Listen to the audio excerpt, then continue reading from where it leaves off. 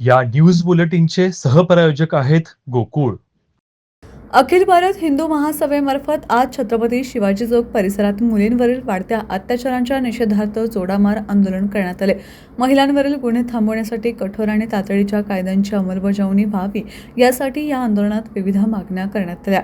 यामध्ये महाराष्ट्रात त्वरित सार्वजनिक फाशीचा कायदा लागू करणे, बलात्कार करणाऱ्यांना भर चौकात शिक्षा देणे, गुन्ह्यांच्या तपासासाठी 30 दिवस आणि निकालासाठी 60 दिवसांचा टाइम लॉक जस्टिस लागू करणे, जिल्हा पातळीवर सेक्शुअल क्राईम रिस्पॉन्स फोर्स स्थापन करणे, तसेच बलात्कार प्रकरणांमध्ये 24 तासात तात्काळ कारवाई करण्याची तरतूद असावी अशा मागण्या करण्यात आल्या.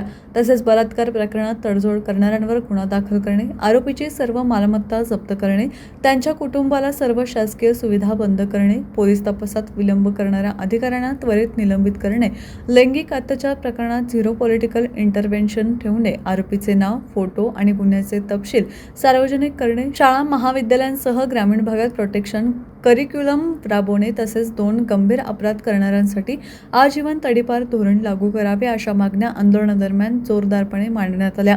या निषेध आंदोलनात अखिल भारत हिंदू महासभेचे कोल्हापूरचे प्रतिनिधी नंदकुमार घोरपडे, राजेंद्र तोरसकर, शीलाताई माने, रश्मिताई साळुंखे, विकास जाधव, अजय सोनवणे, प्रशांत पाटील, सुरेश जाधव, सुनील सामंत आणि शिवानंद स्वामी उपस्थित होते.